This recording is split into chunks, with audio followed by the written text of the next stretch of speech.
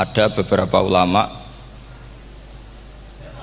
yang menghindari kata tafsir karena makna tafsir itu memaknai atau menduga apa yang dikehendaki Allah. Tentu itu sulit. Satu, bahwa faktanya kita sudah tidak bisa komunikasi dengan Allah karena tidak ada wahyu lagi.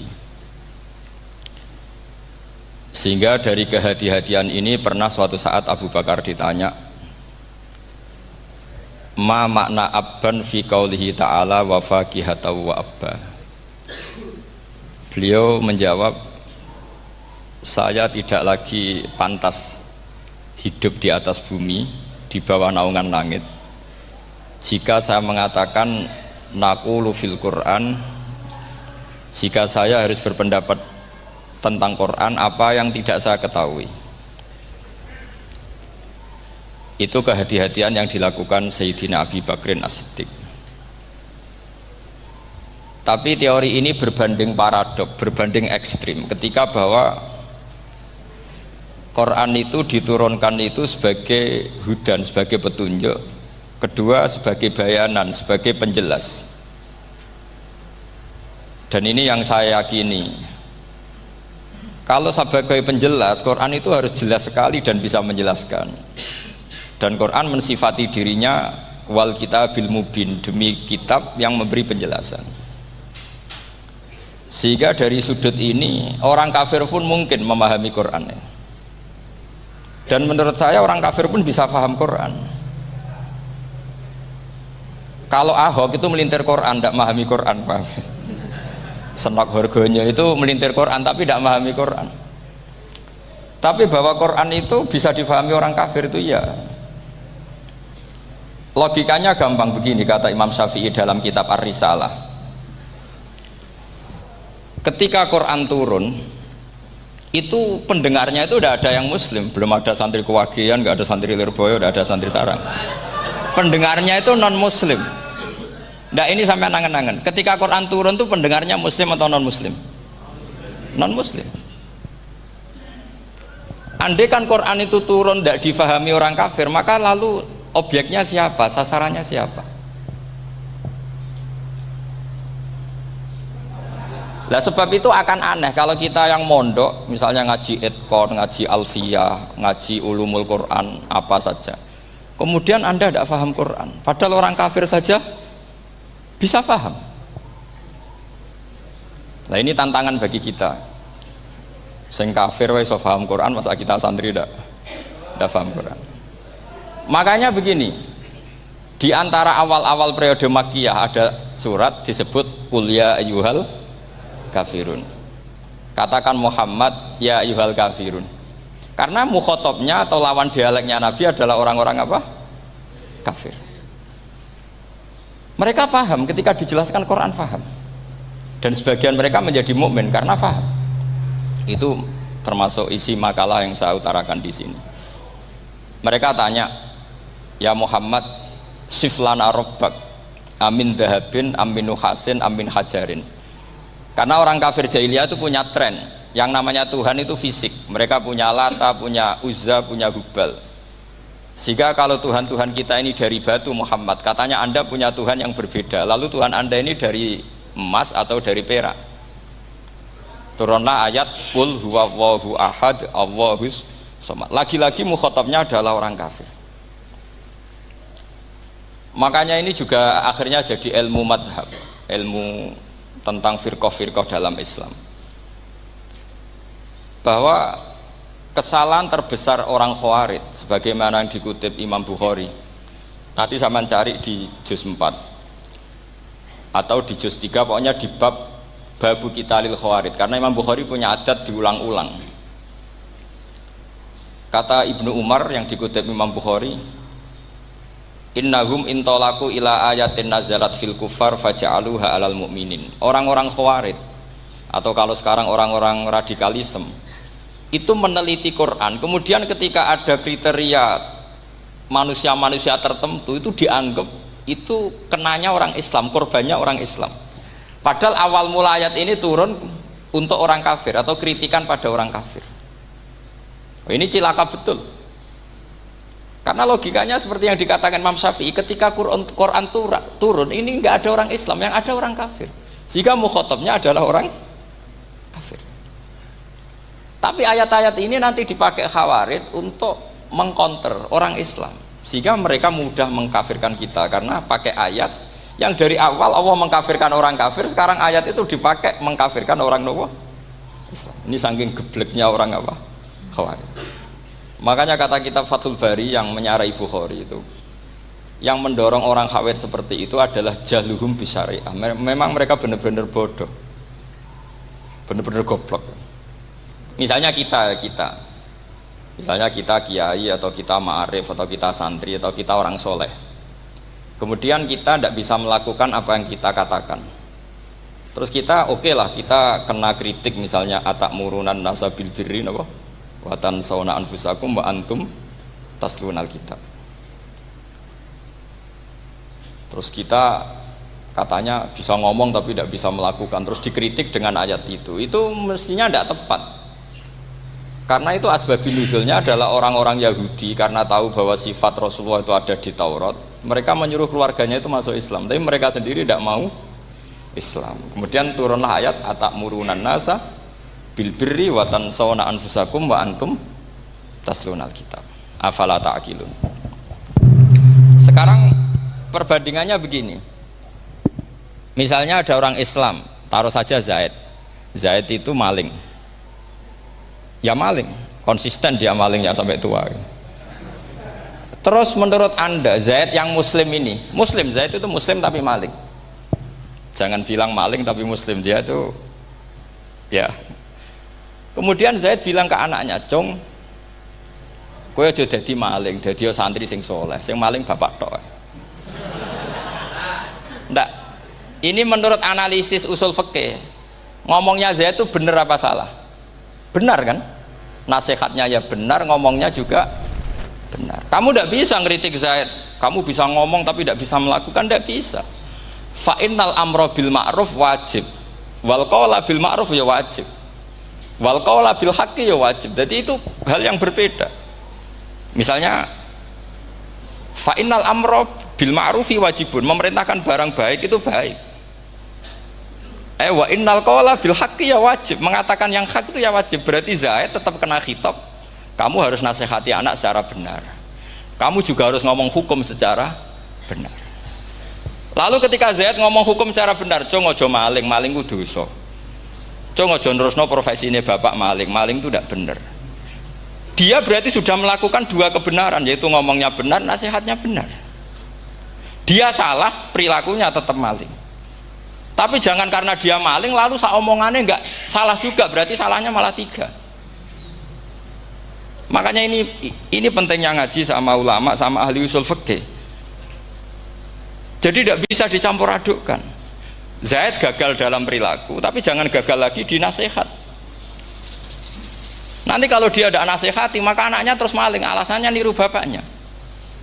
Karena bapaknya kalau mau nasihati nanti disemprit sama santri-santri, "Pak, sampean ra oleh nasihati anake ra usah maling, sampean dhewe maling." Oh, tidak bisa cara usul fikih. Itu malah yudroku kulluh, la yudroku napa? Kulluh, atau bahasa populernya al-maisur la yasqutu bil ma'sur. Misalnya kita sebagai kiai hanya bisa takrib, hanya bisa jurumiyah, apa muda fatul mu'in cek abote bulet, maknanya bulet. Kamu tidak boleh ngomong gini, "Cung, kowe sebagai muridku kudu nurut aku, nak gurumu goblok tok takrib, kowe tok takrib wae." Gak oleh ngelangkai guru, gak sopan gitu misalnya gitu. Gak boleh gitu, tetap kita ngomong, "Cung, kowe aja koyok aku, kowe kudu alim fatul mu'in, alim fatul wahab." Sama tidak bisa protes, Pak Guru sendiri tidak bisa. Kebenaran tetap sebagai kebenaran, meskipun kita tidak kuat melakukan atau tidak bisa melakukan. Lagi-lagi ayat itu sebenarnya ada untuk kita, untuk orang Yahudi, atakmurunan nasa bil birri wa tansawna anfusakum wa antum taslunal kitab. Sebab itu istidlal dengan Quran itu memang resikonya tinggi kalau tidak bagi mutabakhir, karena ya itu tadi, ini harus ada pengetahuan yang luas tentang asbabun nuzul, tentang kriteria. Nah, kalau terpaksa Saya katakan terpaksa. Kalau terpaksa kita iktibar itu boleh, tapi itu terpaksa. Bahwa Allah mengkritik orang yang bisa ngomong tapi tidak bisa melakukan. Tapi itu secara usul fikih itu runyam. Teori ini runyam sekali, fatal. Sampai lihat tuh di kitab Bajuri atau di kitab-kitab fikih yang lain. Ketika Shahibil Burdah atau Shahibil Bur'ah itu yang Imam Busiri itu, Muhammad bin Busiri itu. Niku salah nama tapi kadung populer. Jadi sebetulnya Imam Busiri itu Shahibil Bur'ah bukan Shahibil Burdah, tapi kadung terkenal Burdah, kita ikut-ikutan apa? Burdah. Imam Busiri itu ngeluh, saya ini orang yang banyak kesalahan. Di antara salah saya adalah saya bisa ngomong tapi tidak bisa melakukan. Yaitu saya ngomong misalnya orang supaya tahajud, saya tidak tahajud. Saya ngomong orang supaya sholat sunat, saya nggak pernah sholat sunat. Itu sarahnya itu yang menyarai itu kan Imam Bajuri itu yang sarah Burdah. Itu mengkritik begini. Kalau Anda ngendikan itu fi ma'radi dzammin nafsi, yaitu dalam konteks Anda mengkritik diri sendiri oke. Tapi omongan Anda salah. Karena secara usul fikih fatal. Fatalnya begini. Misalnya saya nggak pernah tahajud. Ya mungkin itu nyata.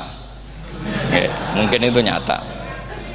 Apakah kemudian saya tidak boleh mengatakan at-tahajjudu sunnatun?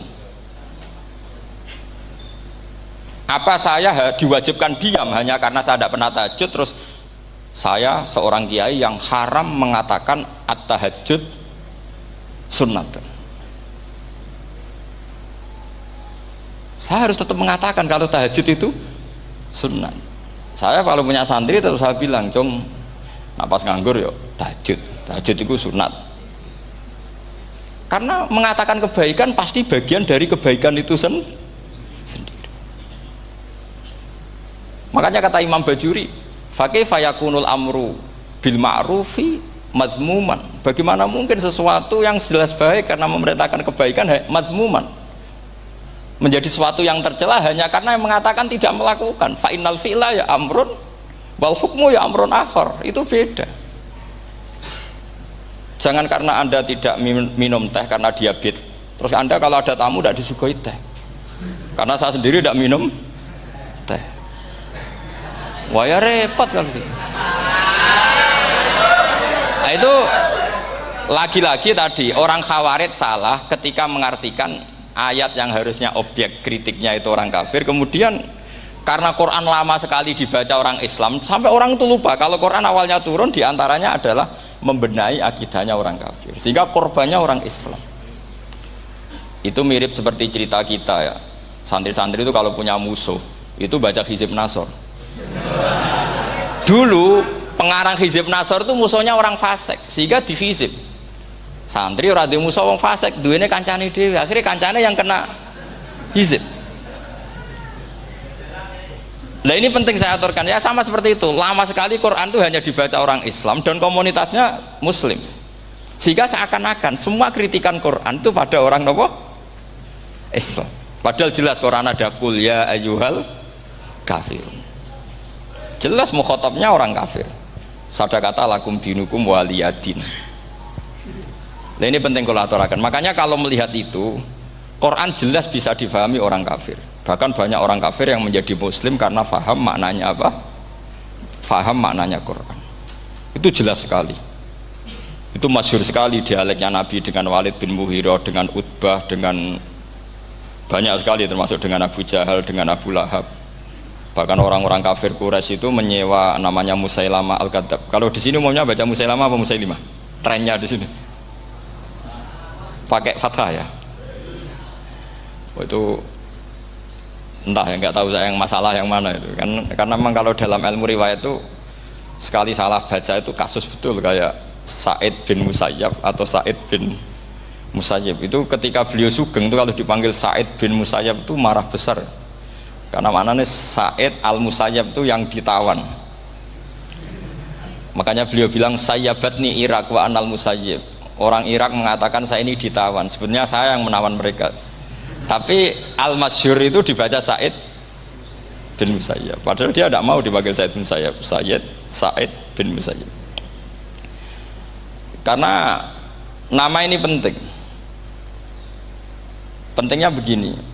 Ini kata Rasulullah kalau sedang guyon, kata Nabi, mbok kamu itu sekali-kali mikir, kenapa saya ini diberi nama Allah Muhammad, katanya. Ini hadis sahih di Bukhari, ada di Kitabul Adab.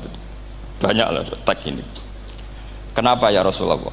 Allah itu senang bingung wong kafir, kata Rasulullah. Karena Abu Jahal kalau manggil saya jadi bingung. Itu kalau orang Arab kan pasti tahu maknanya. Muhammad maknanya orang yang terpuji. Sehingga kalau Abu Lahab ngomong itu jadi paradok. Hei orang yang terpuji, kamu bohong. Kan jadi aneh. Ya Muhammad kadzabta. Hei Muhammad kamu bohong. Kalau diterjemahkan hei orang terpuji, kamu bohong. Itu akhirnya sahabat tertawa-tawa. Karena cek pinter ya pangeran milih nama kamu ya Rasulullah. Karena ini bingungkan musuh gitu. Makanya kalau kamu udah anak kiai, itu anak kamu namakan saja Agus, pasti satu pondok manggil Gus semua. Nah, itu aman itu. Oh itu mbok yang nggak seneng tetap panggil Gus. Karena kalau untuk Gus putra kiai kan butuh di bapak kiai, kan bapak kadung ra kiai itu kan, itu ada triknya, yaitu anaknya dinamain Agus. Nah, itu Rasulullah itu sudah dipilih sedemikian rupa oleh Allah, perilakunya benar, ahwalnya benar, sak namanya juga benar. Sehingga ketika Abu Jahal, Abu Lahab tahu bahwa nama Muhammad ini problem, karena ini madah itu memuji. Sehingga mereka kalau mencari Muhammad itu bilang ainal madmum, mana orang yang tercela. Terus orang-orang Quraisy tidak paham, kamu nyari siapa? Akhirnya mereka bilang, ana atlubu Muhammad, dan saya cari Muhammad. Akhirnya bilang Muhammad lagi. Nah, itu. Nah, Quran juga main di ranah nama. Sehingga Abu Jahal itu namanya kan Abul Hakam. Orang Islam dari awal memanggil Abu Jahal. Karena kalau sampai kita manggil Abul Hakam, kita akan mengalami paradok, ya Abul Hakam, hei bapak dari semua kebijakan, kamu begini, kan kacau. Makanya itu dari sini orang nggak boleh salah apa? Salah nama. Ini penting kalau aturakan, karena kadang menganalisis Quran itu satu bilisanin arabi mubin, kata Imam Syafi'i, wa innahu latanzilu rabbil alamin nazala bihir rohul amin ala qalbika litakuna minal mudhirin bilisanin arabi mubin. Di antara, kata Imam Syafi'i ini, di antara aturan pokok memahami Quran adalah dia malian bil arabiyah, dia sangat-sangat menguasai bahasa Arab. Itu masyhur dalam dialek Imam Syafi'i. Saman kalau ngaji takrib atau Fathul Mu'in, syarat sahnya tayamum lil musafir itu apa? Tolabul ma', mencari apa? Air. Sampai kalau di takrib dicontohkan, kalau di tempat atas nyari ke bawah, kalau ke bawah nyari ke atas. Imam Syafi'i ditanya, kaifa taqulu bi syartit tolab, bagaimana anda berpendapat bahwa tolabul ma' itu wajib untuk menjadi sahnya tayamum? Terus Imam Syafi'i faqara'a falam tajidu ma'an, kamu pergi kemudian falam tajidu ma'an, kamu tidak menemukan air. Terus Imam Syafi'i mengatakan la yuqalu liman lam yatlub lam yajid wa innama yuqalu lam ya'rif, katanya. Orang yang nggak pernah mencari itu tidak bisa dikatakan lam yajid, tidak menemukan. Kalau belum mencari namanya tidak tahu. Padahal Quran bilang kamu pergi kemudian kamu tidak menemukan air. Tidak menemukan itu berarti harus mencari dulu, baru dikatakan lam yajid, tidak menemukan. Kalau tidak pernah mencari namanya tidak tahu. Hanya gitu tok itu jadi ilmu bahwa tolabul ma' itu wajib, karena Allah mengatakan falam tajidu ma la yuqalu liman lam yatlub lam yajid wa innama yuqalu lam ya'rif. Orang dikatakan tidak menemukan berarti setelah mencari kemudian kesimpulannya tidak menemukan. Kalau belum mencari namanya apa? Tidak tahu. Nah, dari sini Imam Syafi'i istidlal wajib tolabul ma'. Ini namanya malian bil arabiyah. Dia menguasai bahasa Arab. Begitu juga ulama-ulama sufi. Itu ada cerita Bayazid Al-Bustami, itu ada muridnya baca ayat wasiqal ladzina taqaw rabbahum ilal jannati zumara. Orang-orang takwa itu digiring menuju surga. Itu dia nangis. Muridnya kaget. Ini guru saya tidak benar, ini ada cerita surga tapi dia malah nangis karena ayatnya itu digiring. Terus kata Abu Yazid, mereka itu di mana saja, masa ke surga aja butuh digiring? Ke surga itu kan nikmat, ngapain butuh digiring? Saya tidak mau, kata dia. Abu Yazid itu gak mau digiring ke surga, itu gak mau. Mereka kan tambah kaget, memangnya mau neraka kan gitu pikirannya itu. Ternyata beliau jawabnya sederhana, saya pas itu sudah dekat sama Allah sehingga tidak perlu digiring. Kemudian saya sudah panitia kiamat pas itu, jadi nggak perlu digiring. Nah ini nanti penting jadi satu aturan ilmu ulumul Quran. Saya di rumah itu istiqomah ngajar Qawaidul Asasiyahnya Said Muhammad yang dulu ditulis abahnya Zubdatul Itqan oleh Said Alawi. Kemudian Zubdatul Itqan itu tentu dari kitab Itqan. Terus Said Alawi dulu ngarang kitab Faidul Khobir, sarahnya Faidul Khobir sama Sayyid Muhsin Al-Musawab, dulu dari Padang tapi hidupnya di Mekah. Saya dulu talaki sama Mbah Mun. Itu ternyata ada ayatnya, innal muttaqina fi jannati wa nahar fi maq'adi sidqin 'inda malikim muqtadir. Sekarang sampean saya tanya, menurut Anda semua orang kena hisab enggak? Enggak, sampean jawab saja. Menurut Anda ketika di mahsyar semua orang kena hisab apa enggak? Pasti kita menjawab iya. Tapi kata Said Muhammad itu keliru. Enggak kebayang orang seperti Nabi kena hisab. Pasti yang kena hisab itu orang-orang yang enggak jelas. Nah, misalnya Nabi jelas baiknya, harusnya ya langsung nggak kena hisab. Karena tidak mungkin seorang saksi kok diaudit, tidak mungkin. Lo saksi itu di pengadilan kan nggak tersangka, nggak terdakwa, dia tidak boleh diintervensi oleh hakim. Nah, Rasulullah ketika kiamat, ketika fil mahsyar, fi faslil qada itu jelas, fa kaifa idza ji'na min kulli ummatin bisyahidi wa ji'na bika ala haula'i syahida. Rasulullah sudah dekat Allah, pas mahsyar itu ada Allah, ada Rasulullah, ada Jibril. Kemudian Nabi itu mengidentifikasi, ditanya sama Allah, bener mat ini umatmu? Ya, niki umatmu ya. Kalau yang enggak jelas ya Nabi lama jawabnya. Makanya kamu jangan jadi orang enggak jelas. Nah, itu kalau sekali enggak jelas itu Nabi lama sekali jawab. Nah, artinya begini, yang kena hisab itu meskipun kata Said Muhammad, meskipun Dhahirul Quran itu menetapkan asbata umumal hisab, tapi zahirnya Quran yang sama juga menafikan hisab. Itu karena nggak mungkin, nggak kebayang kita malaikat berani menghisab afdhalul khalqi. Sama bisa bayangkan malaikat mengaudit Rasulullah SAW, ahabbal khalqi ilallah, kepen cilaka mencit ya. Wong jajar Allah kabeh dinten audit sudah indah. Fa kaifa idza ji'na min kulli ummatin bisyahidi wa ji'na bika ala haula'i syahida. Lalu mungkar nakir juga sama. Sampean bisa bayangkan mungkar nakir tanya Nabi Muhammad. Tesnya susah. Karena kalau Rasulullah terus ditanya, "Waman nabiyuka?" Wah, itu kan bisa kiamat itu.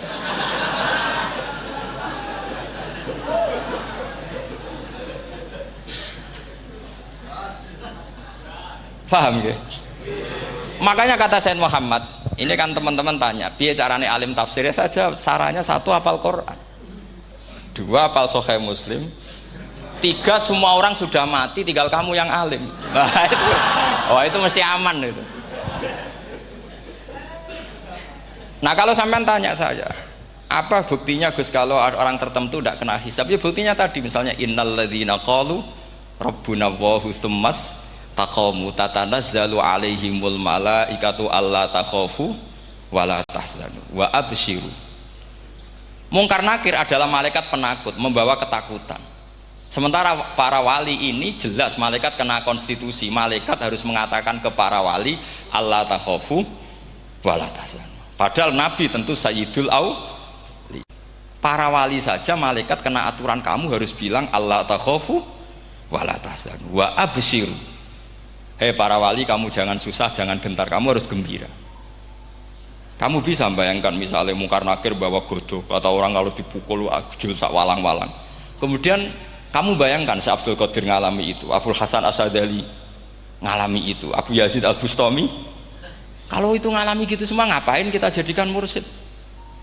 Kan sama nasibnya dengan kita. Zahirul Quran mengatakan asbatal hisabah, tapi zahirul Quran di ayat yang lain lam yusbit al hisabah.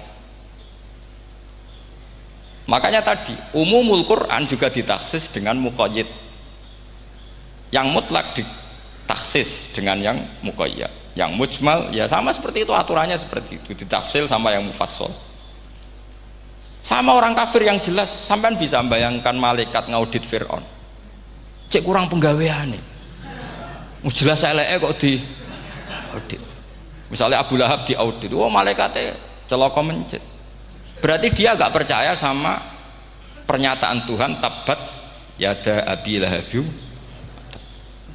Malaikat kok ngaudit Abu Lahab, mungkin Gusti kula ceke nak menawi wonten api lho ki ora tau ngaji Quran tapi wong ayate tabat yada kok cek di cek. Nah yang seperti ini masuknya kategori ulaikal ladzina, saat terusé mereka yang kafir bi ayati rabbihim wa liqaihi fahabitos a'maluhum fala nuqimu lahum yaumal qiyamati wasna. Jadi ada orang-orang kafir yang jelas kena aturan fala nuqimu lahum yaumal qiyamati wasna. Jelas kafirnya ya gak kena hisab, yang jelas nabinya, jelas wasinya juga gak kena hisab, yang kena kita di tengah-tengah. Tapi ilmu itu ikut mainstream karena semua orang bilang ada hisab ya kita ikut-ikutan bilang, ya sudah gitu saja. Tapi kalau aslinya ya rapati percaya. Umumnya uang gerono mati ditalkin ya kita melok-melokan nalkin. Tapi kalau kadang ya gak kebayang. Piye nak wali-wali ditalkin. Makanya ada di dunia wali itu ada cerita Rabi'ah Adawiyah, itu termasuk keramat beliau itu. Kalau Imam Sibawi kan dalam cerita wali kan ditanya marabbuka, ngapunten niku man mausul nopo istifham. Wah itu malaikatnya ndak pernah khataman alfiyah kan, repot. Kalau Rabi'ah Adawiyah lebih parah lagi, itu beliau tuh nangis sekeras-kerasnya, nangis terisak-isak, dia tersiksa.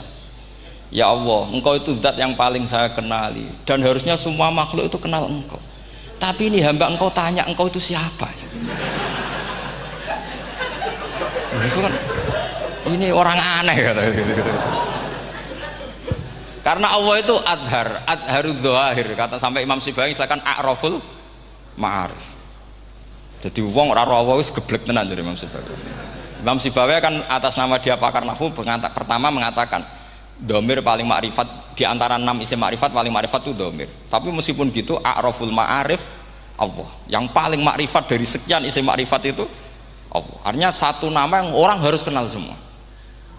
Makanya di antara keramat beliau ketika ditanya wong kok ora tau ngaji fikih men ngaji nahwu wae, gak tahu dia ngaji carane sesuci, carane iddah tuh gak tahu ngaji nahwu. Terus dia tanya bima fa'ala rabbuka, lalu Allah memperlakukan kamu gimana? Terus kata Imam Sibawi ghafaroli, Allah mengampuni saya karena saya orang yang mengatakan Allahu a'raful ma'arif. Ini penting kalau aturakan. Jadi makanya kalau sampean tanya caranya ilmu alim gimana, ya satu tadi, kalau sampean masih banyak orang hidup, syaratnya kamu harus hafal Quran, hafal hadis, hafal sekian ribu hadis, hafal sekian ulumul Quran. Itu kalau masih banyak orang hidup. Kalau sudah kamu sendiri hidup, ya sudah, pokoknya isokolhu ya salim sendiri kan, nggak ada saingannya itu. Makanya kata Sayyid Muhammad, beliau mengatakan kita meyakini umumal hisab ya berdasar zahiril Quran, kita menafikan umumal hisab bahwa hisab hanya yahtassul liqaumin duna qaumin juga berdasar zahiril Quran. Kita percaya semua mayat ditanya mungkar nangkir ya berdasar zahiril ahadis. Kita tidak mengumumkan teks ini juga berdasar zahiril ahadis. Karena malaikat mungkar nangkir juga malaikat, berarti dia kena aturan kalau ketemu para wali Allah takhafu wala tahzan. Faham sih kalau maksudnya? Ini penting kalau aturakan. Jadi makanya aspeknya sampean bisa memulai kalau ingin jadi orang alim tafsir, bisa mulai dari yang mudah saja, yang fikih saja. Makanya kata Imam Ghazali, kenapa Mu'tazilah jadi segoblok itu? Karena dia tertipu oleh umumatul Quran, oleh teks-teks umum. Dia tidak tahu mukhassisnya. Padahal setiap ayat umum itu pasti ada mukhassis. Misalnya begini ya, kalau kamu maknanya fikih saja, contoh yang paling mudah familiar itu fikih ya. Misalnya kita ngaji Quran, wal mutallaqatu yatarabbasna bi anfusihinna salasata quru. Kalau orang dicerai itu iddahnya itu 3 kali masa napa suci. Apakah aturan iddah seperti ini hal hadhil iddah amatun likulli mutallaqatin am li mutallaqatin makhsusah? Apa ini semua mutallaqah iddahnya pasti salasata quru apa orang tertentu? Ya ndak, asal dia mutallaqah pasti iddahnya salasata quru. Anda goblok, Anda salah besar. Kalau misalnya yang dicerai adalah orang hamil, iddahnya apa? Salasata quru apa watil hamli? Watil hamli. Kita butuh ayat lain, wa ulatul ahmali ajaluhunna ayyadna hamlahu. Sama seperti kita ngaji walladzina tawaffawna minkum wa yadharuna azwajan yatarabbasna bi anfusina arba'ata asyhurin wa asyra. Asal wanita ditinggal mati suaminya, maka iddahnya 4 bulan 10. Apa semuanya demikian? Enggak. Misalnya orang hamil iddahnya biwatil hamil. Artinya kalau Anda tertipu umumatil Quran berarti Anda sama dengan menghukumi orang ditolak semua iddahnya salah satu guru. Sama misalnya orang sekarang dalil-dalil wa may yatawallahum minkum fa innahu minhum. Kalau berkawan orang kafir maka dia menjadi kafir. Itu kan fatal. Semua nabi ya berkawan orang kafir karena dakwahnya memang sama orang kafir. Lo coba andai kan sampean hafal Quran itu sama teori itu tuh mungkin menyedihkan. Coba istilahnya Quran wadhkur akho'at wa ila adin akhawum huda wa ila samuda akhawum. Terus semua umatnya yang kafir disebut akhawum. Akhaw itu artinya apa? Saudara. Mereka ya berkawan sama orang kafir. Makanya butuh analisis fikih untuk maknani wa may yatawallahu minkum fa innahu. Setelah dianalisis fikih ternyata semua nabi diistilahkan wa ila matyan akhahum syuaiba wa ila adin akhahum huda. Akhaw itu artinya apa? Saudara. Kalau sampean tanya lalu logikanya gimana? Kata kitab-kitab kan wa in kana dasarin fajanibhu suratan. Kalau ada teman buruk jauhi, kalau teman baik temani. Kalau cara usul fikih gampang. Kancanan maling dosa, wong kok kancane maling. Tapi nak dakwai maling apik kan? Aku ora ngancani kok dakwai dandani, selesai kan? Ngancani maling elek, nak dakwai maling apik. Demenan rondo elek, nak didik apik kan, itu seperti itu. Nah, ini penting kalau aturakan. Nah di sini ini makanya NU itu punya sejarah panjang, banyak wali-wali yang jadab, yang coro zahir itu kancanan wong fasik-fasik. Orang syariat bingung, ini wali kok berteman orang fasik. Ya kalau kamu bahasakan teman ya masalah, kalau kamu bahasakan ini binaan. Enggak, sama jawab saja. Kalau dibahasakan teman masalah enggak? Masalah kan? Tapi kalau dibahasakan itu binaan, selesai kan? Sama, Nabi berkawan orang kafir itu tidak karena berkawan, itu binaan Nabi. Memang Nabi itu jadi Nabi, objeknya adalah mengislamkan orang kafir. Ya berlama-lama Nabi dialek dengan mereka, muasyarah sama mereka. Bahkan Nabi diharuskan bersikap baik sama mereka. Itu yang disebut fabima rahmatim minallahi lintalahum walau kunta fadzan ghalidhal qalbi lan faddu min haul. Tapi sekarang itu orang sudah tidak pakai ilmu. Orang-orang radikalisme itu nggak pakai usul fikih. Pokoknya kalau ada ayat terjemahnya gini ya sudah itu jadi madhab. Akhirnya kecelakaan seperti ini. Pokoknya kalau ada ayat faqtulul musyrikina haitsu wajadtumuhum wa khudhuhum wahsuruhum waq'udu lahum kulla marsad. Sudah hafalnya ayat itu saja. Dia tidak mau ngapalkan misalnya qatilul ladzina yuqatilunakum. Ada ayat lagi wa akhrijuhum yamin haitsu akhrajukum. Sehingga ulama kita membagi kafir itu ada harbi, kita musuhi, ada zimmi, ada muahad, ada musta'man. Itu ulama karena tahu tidak semua orang kafir itu harbi, tidak semuanya zimmi, tidak semuanya muahad, tidak semuanya musta'man. Kalau harbi oke, kita perang, kalau zimmi ya kita bina. Kalau muahad ya sesuai perjanjian kita, kompensasinya apa, MOU-nya kayak apa. Tapi apalnya mereka ayat satu tema. Nah celakanya kita yang ngaji di pondok-pondok yang katanya spesialis ingin alim tafsir, apalnya ya satu ayat juga. Wah itu kan satu ayat versus satu ayat, itu ngeri. Makanya kalau sampean tanya saya, ini katanya di acara ini sampean tanya gimana caranya jadi ahli tafsir, saya jawab gampang, caranya itu hafal Quran. apal hadis, terus apal ulumul Quran. Ya misalnya Nadoman ya Faidul Khobir lah, kalau kitab Nasar ya minimal itu setengah lanya itkon lah, kalau nggak lanya-lanya amat ya agak lanya. Karena kitab tafsir itu gampang, teorinya itu mudah sekali. Misalnya al-ibratu bi umumil lafzi la bi khususis sabab, itu sama dengan kayak kaidah fikih. Karena kalau kaidah fikih itu, saya itu pernah dibisui kiai itu, ini kisah nyata itu, dibisui kiai itu pas basul masail. Dulu saya itu masih sering mau basul masail, tadi mun pensiun mun boten niku mun. Dulu saya dengan Gus Zofur putrane Mbah Mun itu sering makili Pondok Anwar basul masail fikih. Tapi tidak tahu ceritanya Gus Zofur jadi dokter tafsir, saya juga kok ya tahu-tahu menekuni tafsir. Lama-lama orang itu lupa status saya yang fakih ya, makanya saya itu ya kadang eman gitu, karena ini status penting juga. Tapi status fikih itu kadang memang menyesatkan. Karena begini, itu dulu pernah ada basul masail itu begini. Ini kisah nyata ini. Ada desainer baju putri untuk putri, anak putri. Kemudian desainer itu menciptakan satu celana pendek misalnya, atau celana seperempat. Dengan desain ini pasti kalau dipakai itu auratnya itu kelihatan. Bagaimana hukumnya desainer ini? Apa termasuk mimman sarro'a as-sayyi'ata? Karena terjadi kasfil aurat. Apa enggak? Rata-rata kalau kiai yang khusuk-khusuk, yang sepuh-sepuh, desainer itu dosa. Gara-gara tren pakaian ini wong wedok buka aurat. Tapi saat kiai-kiai alim yang muda-muda, entah saking belingnya, entah saking pinternya, enggak tahu. Bilang begini, Pak Yai, yang didesain apa? Ya celana itu. Lalu celana itu fungsinya nutupi apa buka aurat? Ya nutupi. Lu kan lumayan urun nutupi. Kalau haram ya dicopot. Lu kan malah parah itu. Bingung kayaknya. Sampai bilang gini kan. Wah semanis. Itu kan makanya ini guyon ilmiah. Repotnya ngadepi orang alim muda itu kan mbok gedhingi ku ilmiah, mbok senengi fase.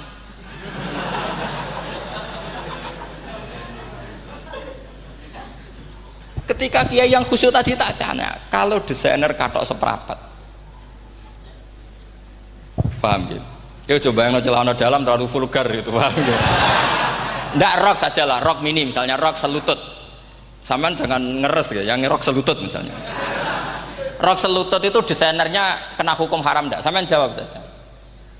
Oh haram dari kiai sepuh, karena dengan desain itu misalnya lututnya kelihatan. Tapi pertanyaannya kiai muda saya masih ingat betul, saya tanya. Lalu fungsi pakaian itu apa Pak Yai? Fungsi itu kan tetap nutupi sebagian aurat. Kalau Anda haramkan, barang haram itu harus dihilangkan. Nah, itu. Sampai kiai itu setelah acara itu manggil saya. Gus, kalau ngakoni jenengan alim tapi ku podo repote. Podo repote ku nak dalam itu kan terus itu ada perumusan di redaksi keputusan yang dijual itu, yang masail fikihnya kan terus diputuskan, dibukukan. Kalau redaksinya halal Gus, nanti orang pakai rok semua. Dan saya balik bantah, kalau redaksinya haram orang nggak pakai rok malah. Akhirnya itu apa? Kebijakannya lucu. Buak we Gus, pertanyaan itu buak sak jawabannya oke. Jadi kita debat tidak jadi. Ini cerita ilmiah. Makanya sama tidak wajib manut saya ini terlalu ilmiah, jadi tidak baik untuk kehidupan kesalian, kurang baik. Jadi ini, tapi ini ilmu. Tetap kaidahnya fikih ma la yudraku kullu la yudraku kullu. Jangan kalau tidak bisa nutupi aurat semua, lalu jangan sama sekali. Lho nggih kan kaidahnya kan gitu, ma la yudraku kullu la yudraku kullu. Misalnya Anda punya tetangga nggak mau pakai jilbab, nggak mau pakai pakaian muslimah, kamu tidak boleh bilang munisan raklambinan, tidak bisa. Malayu troku kulluh layut napa malayu troku kulluh nu layut troku napa kulluh. Makanya ini kita harus hati-hati. Nah bayangkan sekarang orang meneliti Quran itu yutroku kulluh. Mestinya kalau Anda meneliti radikalisme, ayat yang terkait radikalisme diteliti semua.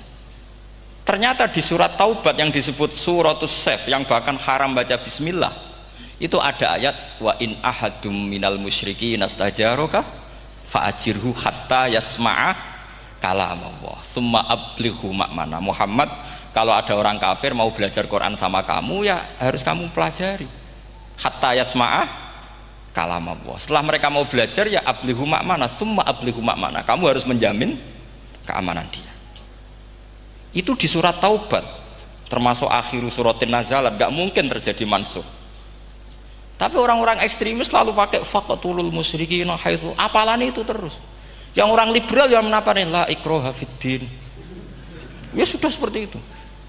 Sing orang-orang ora tegas, ora tau nahi mungkar, ya ma arsalnaka illa rahmatan lil alamin, ngono terus. Yang kelompok tukang nahi mungkar ya ayatnya amen nahi mungkar. Saya tuh heran, kenapa mereka punya masalah dengan hafalan kayaknya. Kenapa sih hafalannya kok pedot itu? Kita yang hafal semua bingung jadi. Jadi akhirnya kita yang pinter anut sing goblok. Karena saya tuh pernah loh debat sama orang salaf, debat gitu. Setelah saya mengutarakan sekian hadis, ada tuh Pak hadis itu, waduh, harusnya kamu ngaji saya, ada debat tuh yang level, kalau nggak level tuh nggak boleh kata gitu. Itu kan ngeri. Makanya ini penting ya, kalau sampean tanya ingin jadi alim tafsir ya harus hafal Quran semua. Kalau tidak mungkin yang nunggu orang semua mati baru Anda jadi ahli tafsir, karena tidak ada musuhnya. Tapi saya pastikan orang kafir pun bisa memahami Quran, yaitu tadi hatta yasma'a kalam Allah. Sayyidina Umar itu masuk Islam itu gara-gara dengar adiknya baca Toha, ma anzalna alikal Qur'ana litashqa illa tadhkiratal liman yakhsha tanzilam mimman khalaqal arda was samawati ula ar-rahmanu alal arsis tawa. Itu dia ma huwa bikalamil basar, tidak mungkin seperti ini karangan manusia, itu tidak mungkin. Akhirnya dia Islam. Banyak orang Islam karena diperdengarkan Quran, karena memang notnya sudah unik, makna kualitasnya juga sudah unik, semuanya itu unik, indah. Sampai sekarang pun orang kafir itu orang paling tahu Quran. Makanya Allah mensifati orang kafir itu hasadam min indi anfusihim mim ba'di ma tabayyana lahumul haq. Sekarang sama saya tanya, orang sing tabayyana lahumul haq itu orang paham apa orang tidak paham? Mereka orang kafir itu mengingkari Quran, padahal mim ba'di ma tabayyana lahumul haq, setelah kebenaran nyata bagi mereka. Nyata bagi mereka artinya orang kafir paham apa tidak paham? Paham. Cuma mereka punya penyakit hasadam min indi anfusihim. Mereka juga kalau ada ayat tentang ahkam yang memberatkan, mereka bilang i'ti bi Qur'anin ghairi hada au badil. Muhammad harusnya jangan tema itu yang diangkat, bu cari Quran yang lain yang enggak tema itu. Mereka sampai memilih tema itu karena paham apa karena tidak paham? Karena paham. Makanya di makalah saya pastikan ngaji tafsir itu gampang, karena orang kafir pun bisa. Kalau kasus Ahok itu bukan paham itu melintir, beda. Paham sama melintir itu beda. Itu diterjemah kemenang tuh jangan mengangkat kawan orang Islam, bukan ngangkat pemimpin. Ya kayaknya kalau ngangkat teman saja tidak boleh, apalagi ngangkat pemimpin. Fatal mana berteman sama orang salah sama ngangkat. Saman kancanan maling itu apik nak menawa ngandani terus ngangkat, "Hei maling ke pimpinanku." Parah mana? Parah mana? Artinya sama saja ketika diterjemah jangan ngangkat teman, sebetulnya ngangkat pemimpin lebih fatal. Itu kan mafhum awlawiyah, itu kan normal saja. Itu di Quran biasa, misalnya innalladzina ya'kuluna amwalal yatama dzulman, orang yang makan hartanya anak yatim secara zalim. Terus kamu bilang, "Gus, saya tidak makan kok, sepeda motornya tak gasap, tak jual." Yang diharamkan kan makan. Wah, ya sarap kalau gitu.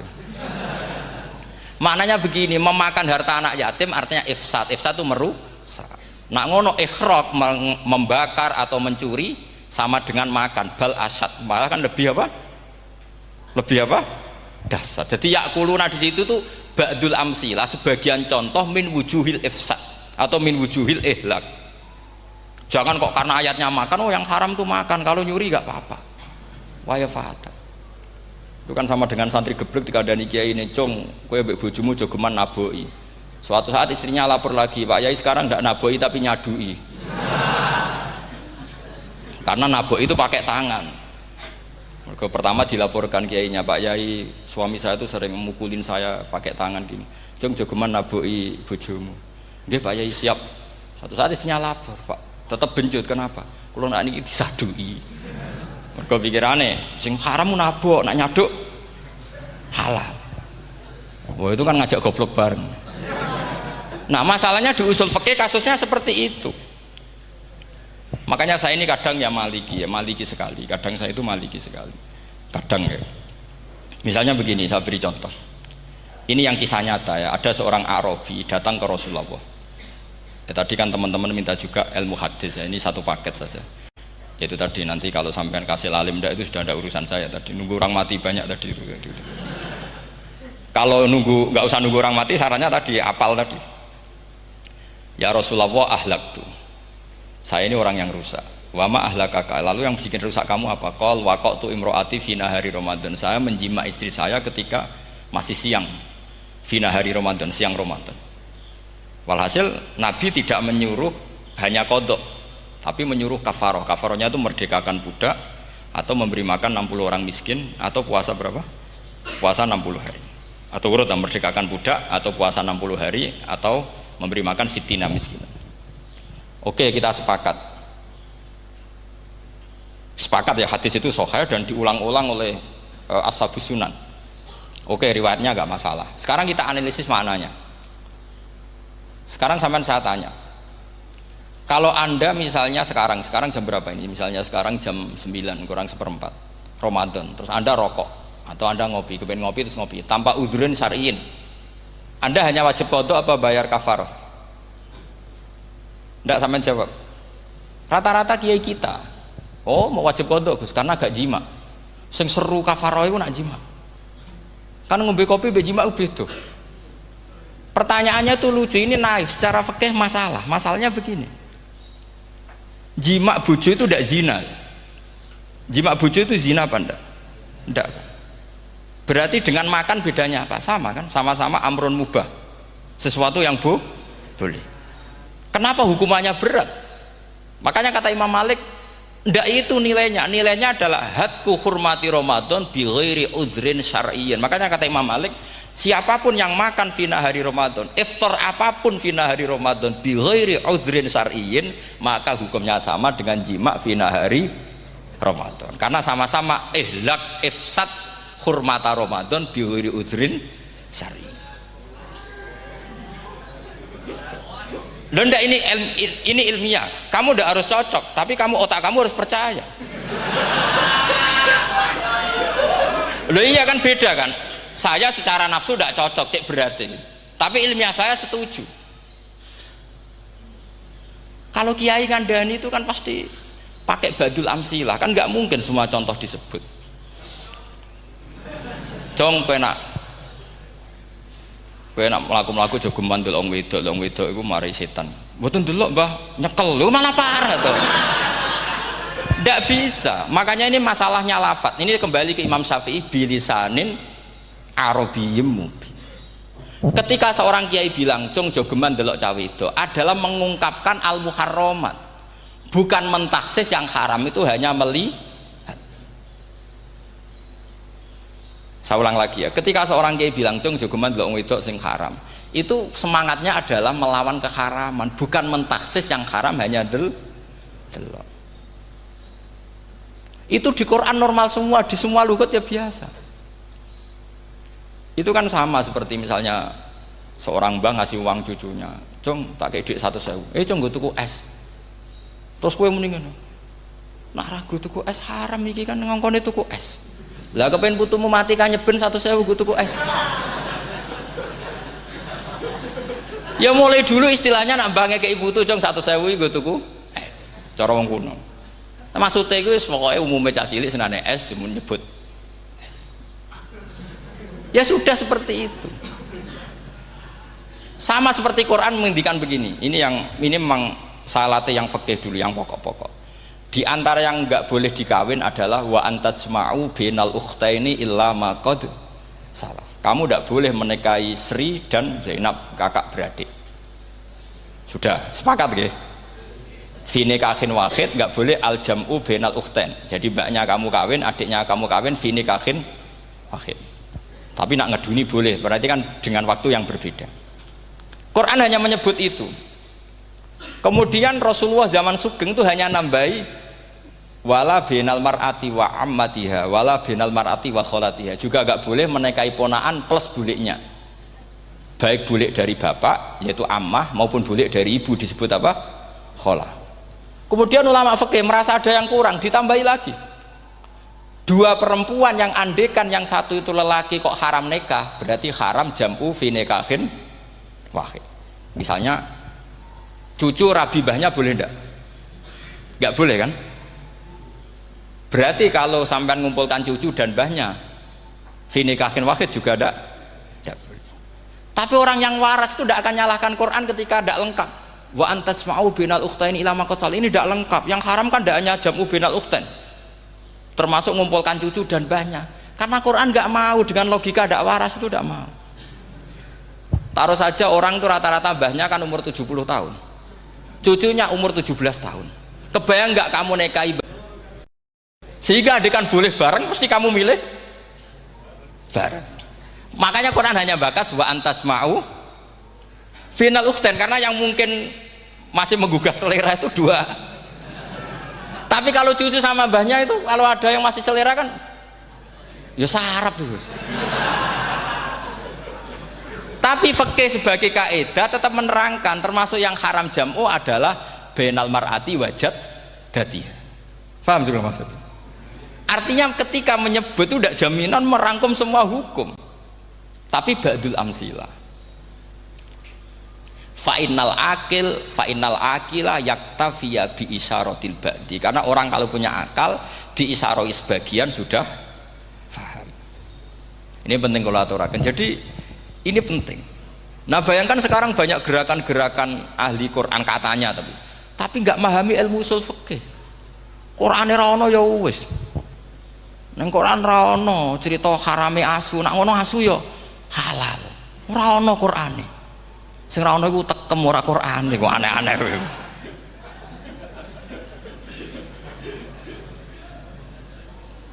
Itu kan sama, terus sampean misalnya tadi jam 09.00 Ramadan tambah udzurin syariyin terus mangan mie rokokan. Itu kan melecehkan Ramadan biguri udzurin syariyin. Karena melecehkan hurmata Ramadan kena sanksi separah itu. Jangan kamu terus bilang, tapi Nabi hanya bilang masalah jima fi nahar Ramadan. Jima istri itu hukumnya itu tidak zina, hukumnya itu mubah, sama dengan makan. Ini cara madhab Maliki, tapi kita alhamdulillah madhab Syafi'i. Ya itu masalahnya. Berhubung itu menguntungkan sami'na wa ta'na. Nah, itu. Tapi saya sendiri dalam konteks ini, saya itu ya sangat-sangat Syafi'iyah, sangat-sangat Syafi'iyah. Dalam banyak hal sangat-sangat Syafi'iyah. Tapi dalam banyak hal kadang-kadang saya ya Maliki. Nah, itu kan kalau sampean tanya kenapa gitu, ya hikmahnya baca banyak saja. Karena yang Syafi'i itu ya karena bacanya hanya Syafi'i, itu bukan fanatik, itu keterbatasan. Jadi itu beda, itu namanya ada fanatik, itu keterbatasan. Itu beda sekali. Jadi kita harus ngaji yang banyak. Saya itu termasuk utang ya sama Imam Syafi'i itu baca kitab Ar-Risalah. Itu kitab yang kadang satu ulama baca sampai 500 kali. Yaitu Imam Syafi'i itu dalam kitab Risalah itu begini, ini termasuk ulumul Quran yang paling penting. Muqaddimahnya begini. Wan nasu sinfani min awalil amri. Wan nasu sinfani. Ketika Rasulullah datang membawa Quran itu manusia hanya ada dua. Al kuffar sing dari jenis ahli kitab dan kuffar dari jenis yang tidak ahli kitab. Bahkan tidak ada orang Islam zaman itu. Pertama Nabi jadi Nabi itu adakah pendengar yang Muslim? Kan tidak ada.